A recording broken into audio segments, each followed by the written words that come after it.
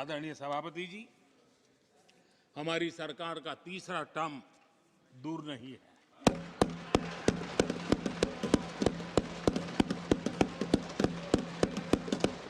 कुछ लोग इसे मोदी 3.0 कहते हैं।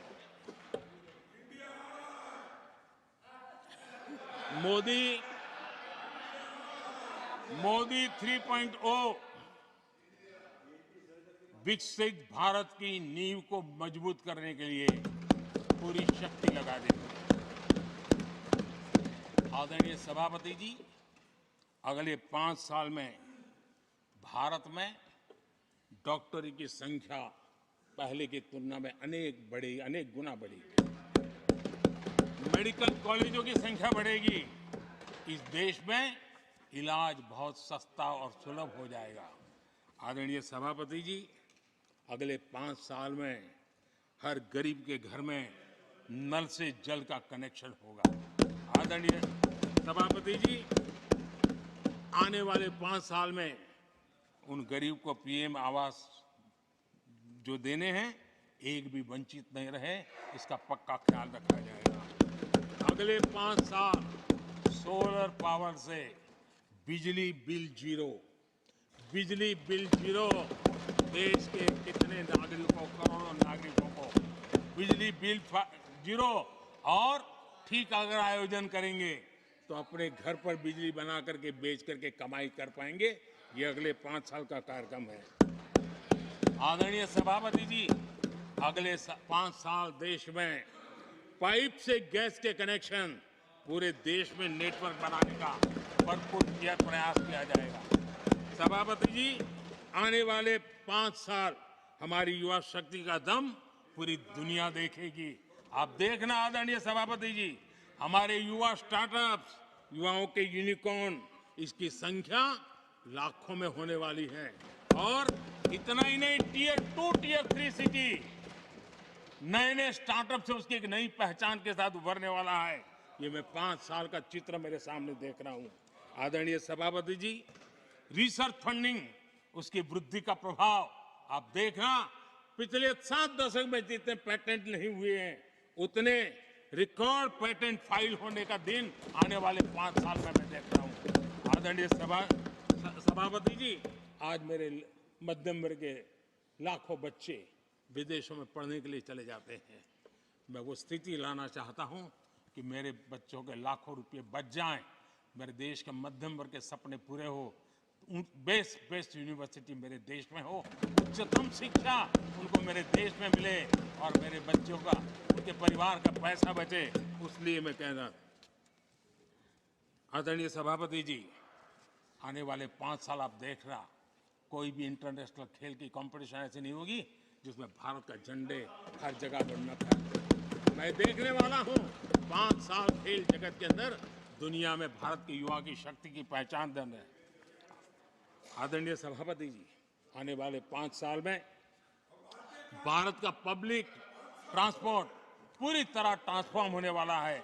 अगले 5 साल में गरीब और मिडिल क्लास को तेल और शानदार यात्रा की सुविधाएं बहुत आसानी से मिलने वाली है, तेज मिलने वाली है, पूरी ताकत से व्यवस्था होने वाली है।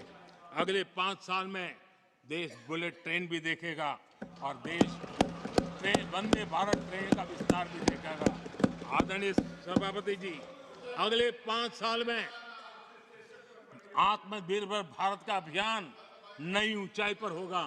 देश हर क्षेत्र में आत्मनिर्भर होता नजर आएगा।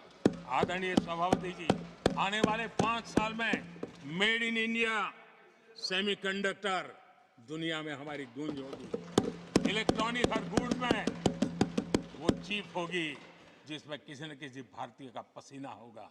आदरणीय साहब, दुनिया के इलेक्ट्रॉनिक बाजार में एक नई गति का सामर्थ्य आने वाले 5 साल में देश देखेगा। आदरणीय सभापति जी, आज देश लाखों करोड़ रुपए का तेल इंपोर्ट करता है। अपनी ऊर्जा जरूरतों के लिए हम ज्यादा से ज्यादा आत्मनिर्भर बनने की दिशा में काम करेंगे और मुझे विश्वास है हम ऊर्जा जरूरतों पर जो डिपेंडेंसी है वो कम करने में सफल होंगे। इसे इतना ही नहीं, आदरणीय सभापति जी, ग्रीन हाइड्रोजन अभियान, हम दुनिया के बाजार को लालायित करने की दिशा में आगे बढ़ रहे हैं। हमारा ग्रीन हाइड्रोजन ऊर्जा जरूरतों को पूरा करने का सामर्थ्य रहेगा। इथेनॉल की दुनिया में हम तेजी से आगे बढ़ रहे हैं। हम 20% का लक्ष्य प्राप्त करके हमारे लोगों को ट्रांसपोर्टेशन में सस्ता मिले, इसकी व्यवस्था होगी। आदरणीय सभापति जी, जब मैं 20% इथेनॉल की बात करता हूँ, उसका सीधा लाभ मेरे देश के किसानों को होने वाला है। किसानों की नई मजबूती मिलने वाली है। देश के हजारों करोड़ रुपए आज खाद देते हैं। हम कृषि प्रधान देश तो कहते हैं, लेकिन आज भी हजारों करोड़ रुपयों का खाने का तेल हमें बाहर से लाना पड़ रहा है। हमारे देश के किसानों पर मुझे भरोसा है और मुझे पक्का भी जो नीतियों को लेकर के हम चलते हैं, एडिबल ऑयल में मेरा देश बहुत एक आत्मनिर्भर 5 साल में हो जाएगा। और जो पैसा बचेगा मेरे देश के किसान की जेब में जाएगा, जो आज विदेश के बाजार में जाता है। आदरणीय सभापति जी, केमिकल की खेती के कारण हमारी धरती माँ को बहुत नुकसान हो रहा है। आने वाले 5 साल में नेचुरल फार्मिंग की तरफ देश के किसानों को ले जाने में हम सफलतापूर्वक आगे बढ़ेंगे। एक नया जागृति का काम होगा, हमारी धरती माँ की भी सुरक्षा होगी। आदरणीय सभापति जी, नेचुरल फार्मिंग बढ़ने से दुनिया के बाजार में भी हमारे उत्पादों की ताकत बढ़ने वाली है। आदरणीय सभापति जी, यूएन के माध्यम से मैंने मिलेट का अभियान चलाया। श्री अन्न तक के रास्ते आज हमने उसकी पहचान दी है। मैं वो दिन दूर नहीं देखता हूं, जबकि आने वाले 5 साल में दुनिया के बाजार में सुपर फूड के रूप में मेरे गांव के छोटे छोटे किसानों के द्वारा पैदा हुआ मिलेट, श्री अन्न, दुनिया के बाजार में प्रतिष्ठा होगी, सुपर फूड की प्रतिष्ठा होगी। आदरणीय सभापति जी, ड्रोन खेतों में एक नई किसानों की ताकत बन करके उभरने वाला है। 15,000 ड्रोन दीदी का कार्यक्रम ऑलरेडी हम लॉन्च कर चुके हैं। ये तो शुरुआत है, आगे बहुत सफलता दिखती है। आदरणीय सभापति जी, हम नैनो टेक्नोलॉजी को एग्रीकल्चर में लाने में प्रयोग अब तक सफल हुए हैं। हमने नैनो यूरिया में बहुत बड़ी सफलता पाई है, नैनो डीएपी की दिशा में सफलता पाई है।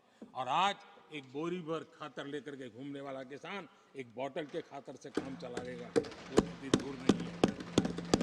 आदरणीय सभापति जी, सहकारिता क्षेत्र में हमने एक नई मिनिस्ट्री बनाई है। उसके पीछे इरादा है कि एक सहकारिता का पूरा जन आंदोलन नई ताकत के साथ उभरे और 21वीं सदी की आवश्यकता के अनुसार उभरे, उसको भी हम, और उसका सबसे बड़ा लाभ, हम 2 लाख भंडारण का काम जो हाथ में लिया है, जब 5 साल के भीतर वो पूरा हो जाएगा, छोटा किसान को भी अपनी पैदावार को रखने की जगह मिल जाएगी। किसान तय करेगा किस भाव से बाजार में बेचना है, नहीं बेचना है।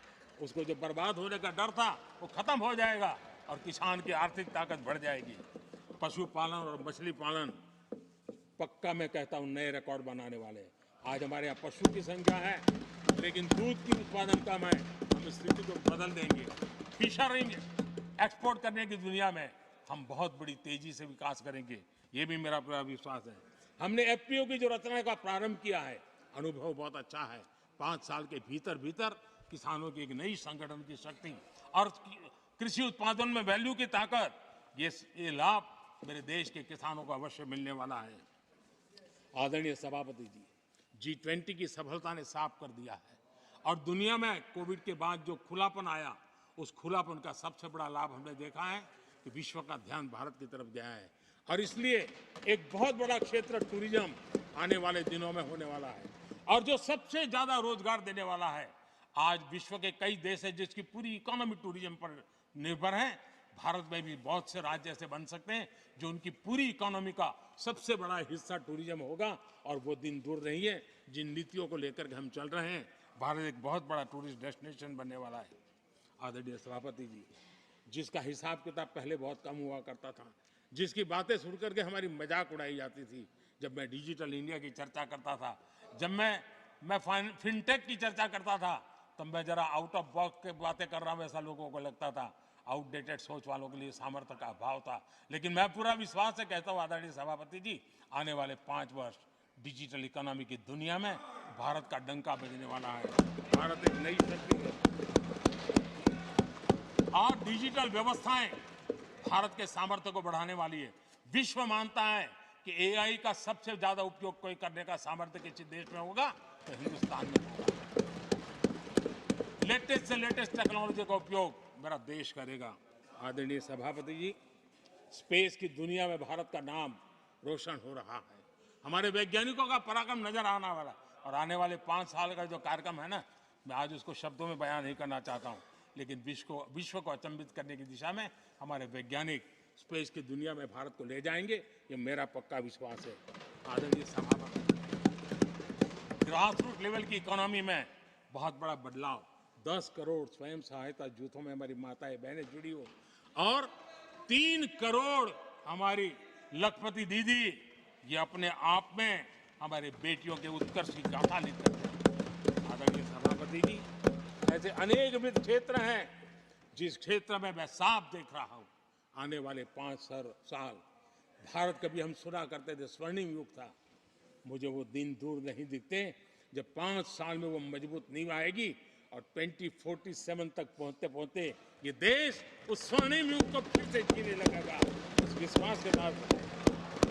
आदरणीय सभापति जी, विकसित भारत ये शब्दों का खेल नहीं है, ये हमारा कमिटमेंट है, और इसके लिए हम समर्पित भाव से, हमारी हर सांस उस काम के लिए है, हमारी हर पल उस काम के लिए है, हमारी हर सोच उस काम के लिए समर्पित है। उसी एक भावना के साथ हम चले हैं, चल रहे हैं, चलते रहेंगे, और देश आगे बढ़ता रहेगा।